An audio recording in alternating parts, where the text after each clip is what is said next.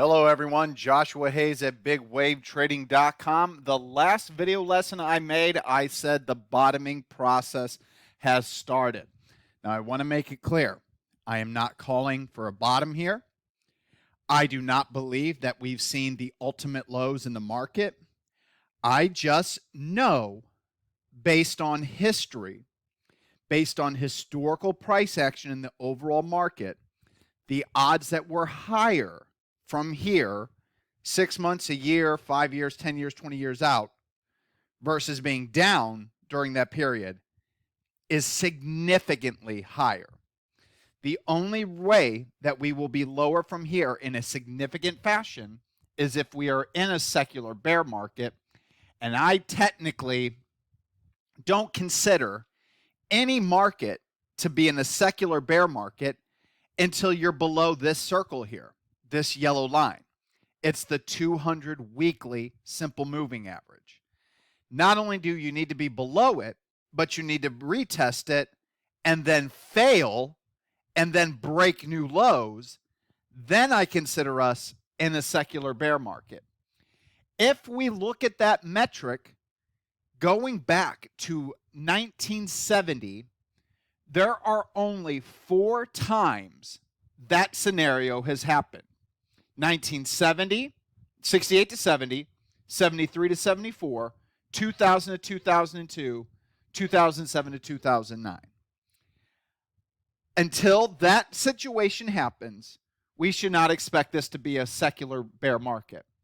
If that is the case, history suggests cyclical bear markets, the one in 2018, 1990, 1957, 1998, 1966, 1922, 2022, 1980, 1961, 2020, and 1987, the average bear market decline, cyclical in nature, was 20% to 35%.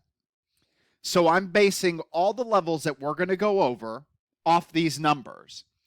If that is the case, if we're at a low, if this is a cyclical bear market, 6 months later, on average, we are up from this level in the market, as long as this is about the low, right around here, anywhere from 9% to, in 6 months, 9% to 28%, 1 year, 31% to 30, or 29% to 38%, 5 years later, 11% to 97%, 10 years later, 144% to 364% higher.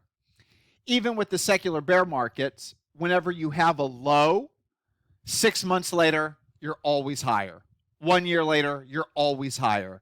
5 years later, which is my time frame for long-term portfolios, even in the worst secular bear market, 5 years later from the low, you're up anywhere from 12% to 218%. 10 years later, if we even use the 1998 example to 2008, you're up anywhere from 6% to 364%. I'm looking at statistics on another computer screen. So this is why I don't recommend panicking at these levels or thinking it's a secular bear market unless we have that information. So this is what I have so far going for the market that makes me think we could be near a bottom. Ratio charts. I look at multiple ratio charts. QQQ versus the SPY, XLU versus the XLK, big cap growth to big cap value, mid cap growth to mid cap value, XLY versus XLP, J and K versus the SPY. You get it. I've gone over them before. I would love to show you them in this telechart that I'm making this video off of, but they don't have them in telechart. All I can tell you is that from the beginning of this downtrend, as we made lower lows each time, even right here, the market didn't make lower lows, but my ratio charts, they did, some of them, before that bounce, and then as we hit new lows, they all confirm new lows. There are certain ratio charts that are only now, for the first time ever, showing positive divergence in the short term. And if you look at the QQQ versus the SPY, you really don't see it. But if we look at something like the IBB and the XBI versus the SPY, you have an idea of what I'm seeing in my ratio charts. They're starting to look like XBI, which you will notice looks different from any point of its downtrend since the selling started in October. I know this bounce looks solid, but the difference on this bounce to this bounce is there wasn't any positive divergence versus the market. This was bouncing with the market. This time around, the market in the short term hit new lows. That has not. Also, look at this is on multiple stocks across the board.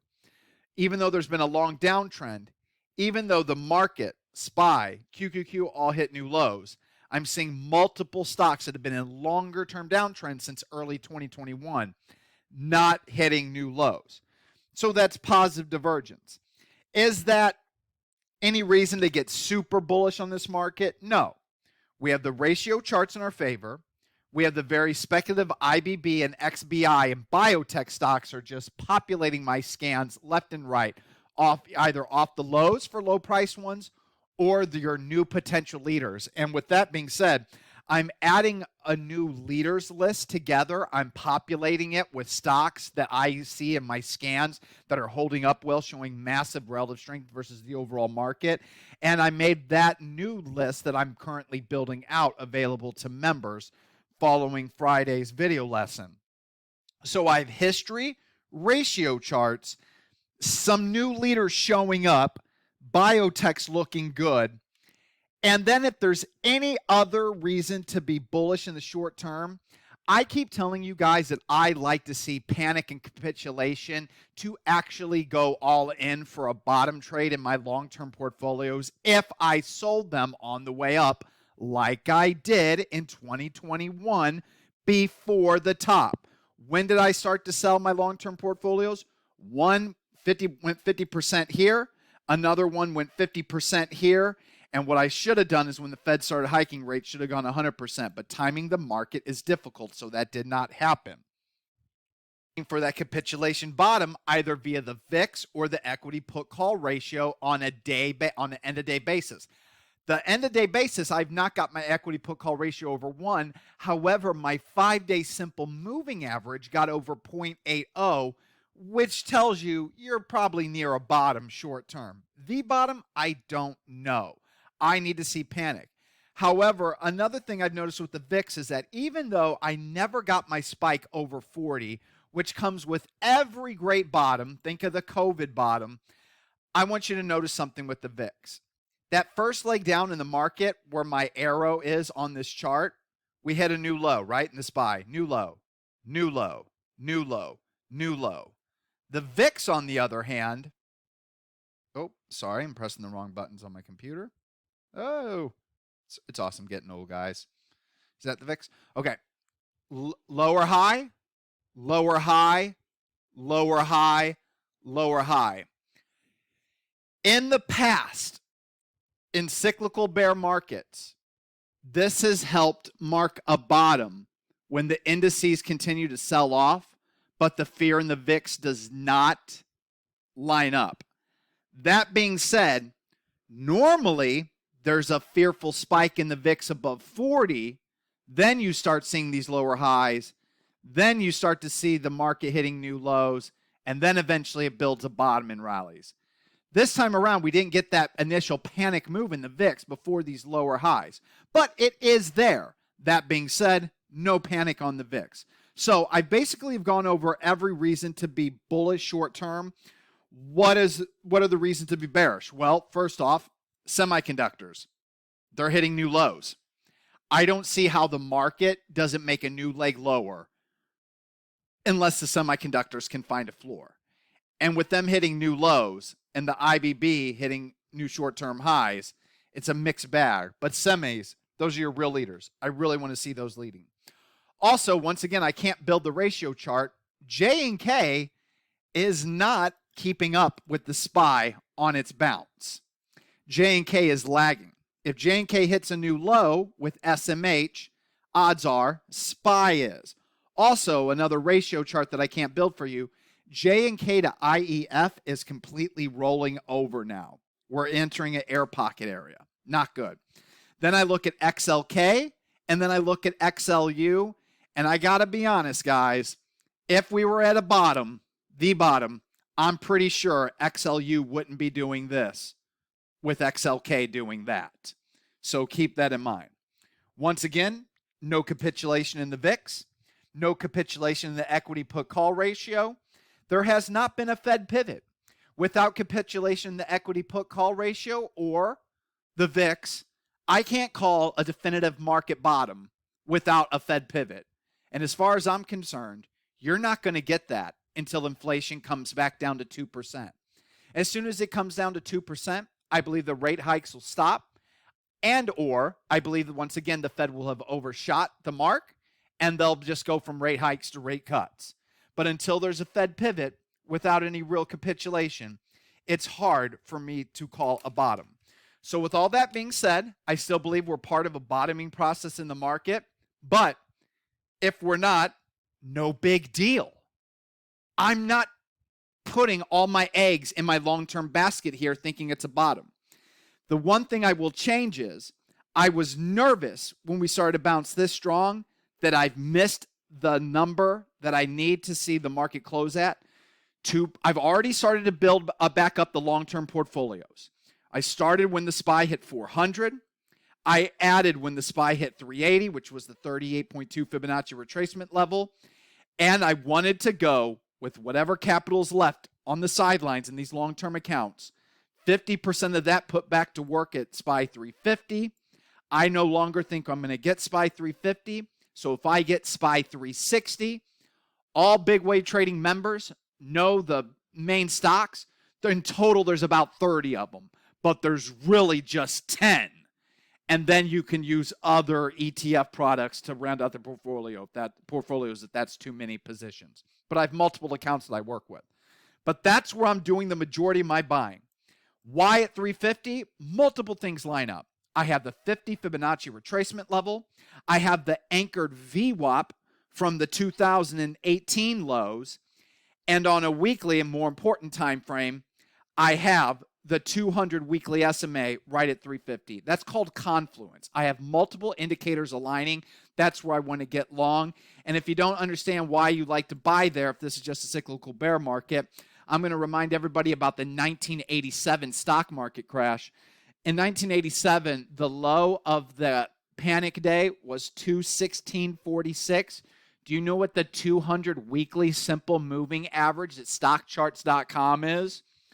216.46. The 1987 stock market crash bottomed exactly at the 200-week simple moving average. And I just want to bring this up on another chart because this version doesn't show them all. What I just want to show you really quick is you go below the 200 weekly, this is weekly, simple moving average, you bounce back, not a secular bear. You bounce off of it, not a secular bear. Cyclical bear, cyclical bear. Let's keep going back. Cyclical bear, you bounce off the 200 and rally. Secular bear, you break it, retest it, break it down, secular bear market. That being said, if you didn't sell on the top and you panic sold around here, look at where the market is just a couple of years later. All right, so we're going to keep on with that. Oh boy. Oh boy. I always press the wrong buttons. Secular bear, below the 200, retest it, fail, you roll over. We're going to keep moving along. Every time you touch the 200, 1990, 200 weekly SMA, you bounce. When you're in a cyclical bear, you bounce. 1987, 200 weekly SMA, you bounce. 1982, below the 200, reclaimed it. Below the 200, retested it and initially had faked lower. So this one was a fake out. I will admit that. 1982 is a fake out. But even if you get faked out and thinking it's a secular bear, you're quickly back above the 200 weekly SMA. That narrative is destroyed. Nothing to do there. The last then secular bear before the 2000s. 1970, you break below the 200. You test it. You break down. You retest it. Secular bear. You're below the 200 SMA. You retest it. Secular bear. You guys all seeing the same thing now? This is why, if this is a cyclical bear, I want to buy it here, simply just based on history, how much the market's going to be up in 5 years, 10 years, 20 years from now, which is what my long-term time frame. Let's get back to the other chart. I want to do at 350. Where's the next level I want to then do operations if we break 350 and keep going lower, knowing that in 5 to 20 years, the stocks that I go long based on historical measures will be higher, 320. So if we get it 350, I'll add 50% of what's on the table. If we get down to right around 320, and it was 300, I was going to wait till 300 or for like another operation, but it's possible that we'll get to 300 based on history, but 320 is where I'm going to do it because this anchored VWAP from the 2016 low right here is going to line up with the 62 Fibonacci retracement level around 320. If that level fails based on history and levels of declines, 280 is my next working point based on the market falling 37 to 35, 37% in the worst cyclical halfway secular bear markets. And then if it gets really bad, the most the market's ever fallen outside of 1929 is a 58% decline. That will put us around SPY 250. And my God, if we get there on the downside, I'm all in on the long-term portfolios. So that's how I'm operating SPY. That's how I'm moving forward. I do not care if we go up or lower from here. I'm going to remind everybody, sold out 50% of my long-term portfolios in mid-2021 in most of the accounts, and in the rest of the accounts that weren't sold out, sold them out in September, or it was September as this decline started because I initially thought that this was the top based on transitory inflation comments. Should have sold it all out here. What are you going to do? We'll continue to learn as we move forward. But the good news is, to combat this, my end-of-day stuff quit working. Right now, on the end-of-day side, the swing trading signals, I normally, whenever I do these weekend videos, want to give you actionable ideas. They're just not happening right now. And if they do happen and I take them, small cut losses. Going into the month of April, my end-of-day swing account year-to-date was actually higher. Since April, it's down 3%. However, the end-of-day accounts are not the focus accounts. Day trading is. My day trading account since October, whenever I started to day trade, quote, quote, full-time again, realizing that the swings, the quarterly portfolios, and long terms aren't going to work, need to adjust, should have done it a year later, made a horrible decision. That account is up over 30%. And the educational account alone, the two biggest day trading accounts, they're waiting for that educational account to have a 100% gain. Then we'll really start cooking once the market heats up. But right now, day trading is my time frame of focus. End of day, I'm about 2% invested. I have a few long positions, but that's about it. I'm actually going to review them at the very end of this video lesson. Quarterly portfolios are 100% cash. As soon as the Fed started to hike rates, in February, when the next reconstitution happened, we went all cash. February, March, April, May. In May, we stayed all cash. If the Fed doesn't pivot by August, I'm still all cash. And then I'll probably go 25% long in November because I think we'll be near a bottom there if we haven't bottomed before then. Just like in 2021, the quarterly portfolio started to go to work in 2018. Had to do that to combat the end-of-day side, the swings. They weren't working as well, a lot more cut losses. And since the inception of these portfolios, the S&P 500 is up 40% on one, 32% during one. Those portfolios are up 107 and 74% respectively since I started those portfolios. However, in 2021, we started to see bifurcation between value growth stocks. They've started to perform less and less. Started to allocate instead of 100% to the portfolios, 50%. Then as 2021 went along, as each quarter happened, by the last quarter of 2021, it was only 25%. Then at the start of the year, 0%. So on the quarterly and swing side, we're all cash. On the long-term side, you've got my game plan.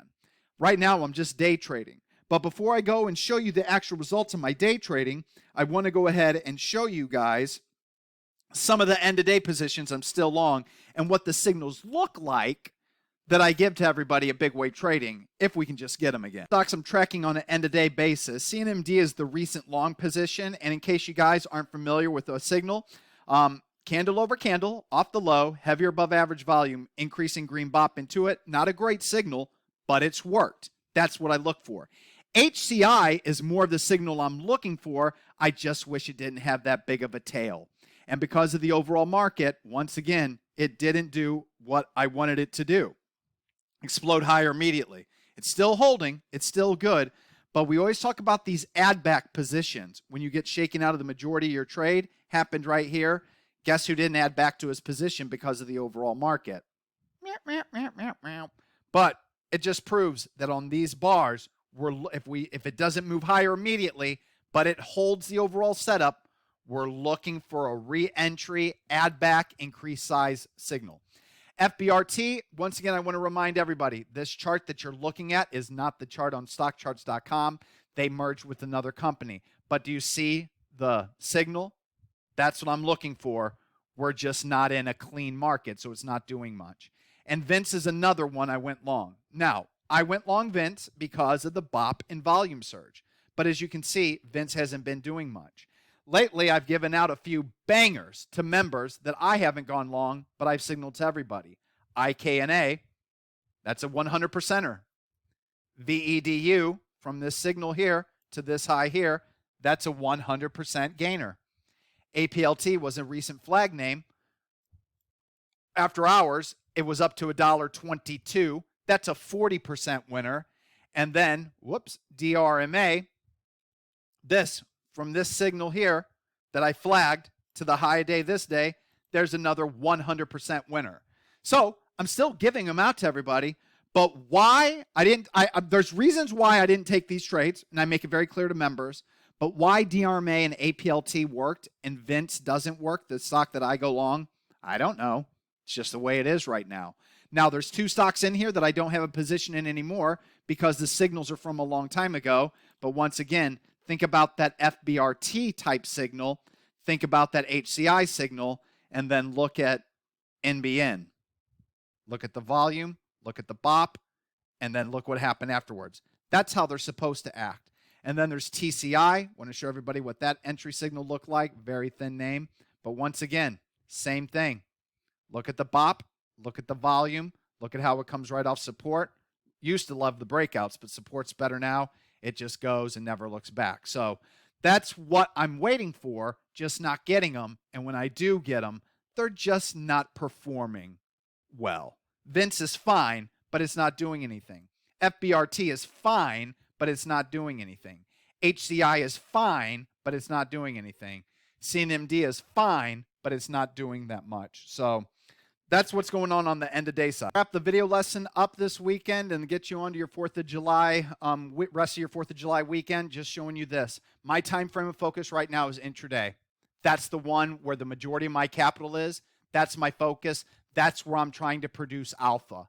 I'm running since the beginning of October an educational small cap only, day trades only, long only account with an implementation of break-even stops if the stock doesn't explode higher. Since the beginning of October, here are the number of trades I've taken in this account. Here are the number of winning trades. Here's the number of losing trades. And out of those 9 trades, only 2 have been real losers. The rest have been break-even stops with a little bit of slippage.